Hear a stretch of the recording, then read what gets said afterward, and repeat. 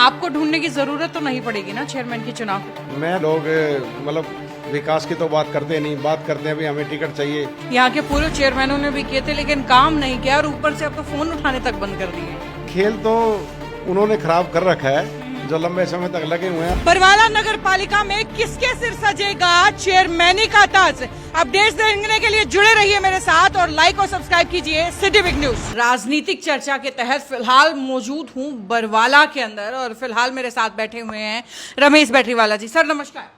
नमस्कार जी, सभी दर्शकों को राम राम, नमस्कार, प्रणाम। ऐसा सुना है सर टिकट हो या ना हो चुनाव पक्का लड़ने वाले, क्या सच है? हाँ बिल्कुल, चुनाव लड़ेंगे और वैसे हमारी कोर कमेटी बनी हुई है और टिकट लेने और ना लेने का निर्णय तो हमारी कोर कमेटी ही तय करती है, क्योंकि हम मन के हिसाब से नहीं चलते, जन के हिसाब से चलते हैं। जनता की जो आवाज़ होगी हम उसी के अनुसार काम तो करेंगे। थोड़ा सा ये हिंट भी दे दीजिए कि आपकी इसकी कोर कमेटी में कौन कौन है, लाइक क्योंकि अभी तक तो सुना है कि प्रत्याशी खुद ही ये डिसीजन लेते हैं परिवार के साथ बैठ के। नहीं नहीं, वो मैं कह रहा हूँ, वो मनतंत्र से चलते हैं और मैं जनतंत्र से चलता हूँ, यही और उनमें और मेरे में फर्क है। चलिए, वैसे बरवाला की बात करें तो सबसे मजबूत कैंडिडेट्स में से आप हैं। सब को अगर बात करें तो कहीं ना कहीं भय है कि रमेश बैटरीवाला जो है कहीं ना कहीं खेल खराब कर सकते हैं, तो क्या लगता है? नहीं, खेल तो उन्होंने खराब कर रखा है जो लंबे समय तक लगे हुए हैं। अब तो बरवाले का सुधार का गुंजाइश है, सुधार होना है। अब तो खेल तो उन्होंने खराब कर रखा है। अब बारिश आई, आपने देखा होगा बरवाले की हालात को, आप सबने देखा है नज़दीक से। कहीं भी आप शायद गलियों में गए हो, हर गली में पानी खड़ा है। अभी लोग मतलब विकास की तो बात करते नहीं, बात करते हैं अभी हमें टिकट चाहिए। सरकार के पास जाते हैं, अभी टिकट मांगने का तो काम करते हैं। उन्होंने बरवाला शहर के विकास के लिए कुछ मांगा ही नहीं। बिल्कुल। वैसे आप भी तो तैयारियां कर रहे हैं, आप चेयरमैन बनने के बाद इस बात का वायदा करते हैं क्या कि बरवाला का विकास करवा देंगे? बिल्कुल वायदा करता हूँ। बरवाला की जनता मुझे जानती है अच्छी तरह से। मैं जो कहता हूँ और मैं उस पर पूरा मतलब लगन करके काम करता हूँ। ये नहीं है भी मैंने कह दिया और मैं अपनी बातों से मुकर जाऊँ, मैं ऐसा व्यक्ति नहीं हूँ। हर समय लोगों के बीच में जाता हूँ और जनता की समस्याएं सुनता हूँ। सर देखिए, जो भी प्रत्याशी मैदान में आता है ना, चुनाव से पहले बड़े बड़े वायदा हर कोई करता है। यहाँ के पूर्व चेयरमैनों ने भी किए थे लेकिन काम नहीं किया और ऊपर से अब तो फोन उठाने तक बंद कर दिए हैं। ऐसे में तो ये कहता हूँ, आप पूर्व चेयरमैन हैं, जो उनसे आपको सवाल करना चाहिए था। आप लोग तंत्र के फोन ही नहीं उठाए तो सवाल किससे आप करेंगे? ढूंढ लीजिए ना उनको। भैया आप बरवाला के चेयरमैन रहे हैं और बरवाला की जो हालात है ये आपकी ही तो देन है, किसकी देन है? आप बताओ। उनके पहले खुद चेयरमैन रहे, एमसी रहे, पार्षद रहे, दो तीन बारी, 3 पीढ़ियां, अब 4थी पीढ़ी दोबारा लगी हुई है वोट मांगने के लिए। अब 20 साल हो गए उनको बरवाला की राजनीति में इंटरेस्ट रखते हुए, और बरवाला का जो हालात है वो आपने देख ही रखी है। तो उनकी जवाबदेही बनती है और मैं आपसे रिक्वेस्ट भी करता हूँ कि आप उनको ढूंढ के आप उनसे बरवाला शहर के विकास के बारे में बात कीजिए। चलिए, ये मैं रिकॉर्ड करके रखने वाली हूँ ये लाइन।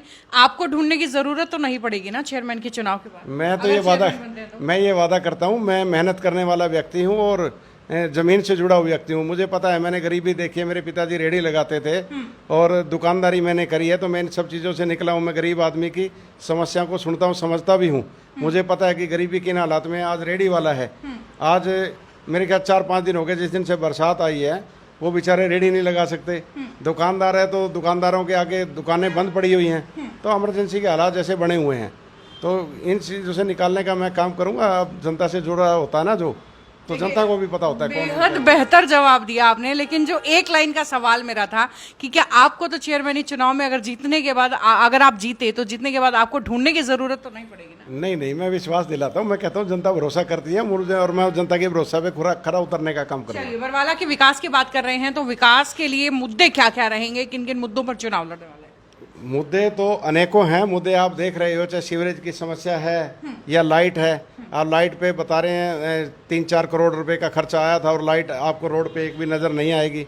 इसी प्रकार से आप सड़कों की हालत देख रहे हो, बार बार ये सड़कें जोड़ने तोड़ने का काम चलता रहता है। सिर्फ ये देखा जाता है कि हमारी जेब में पैसा कैसे आएगा, तो उसी चीज़ों में निगाह रहती है।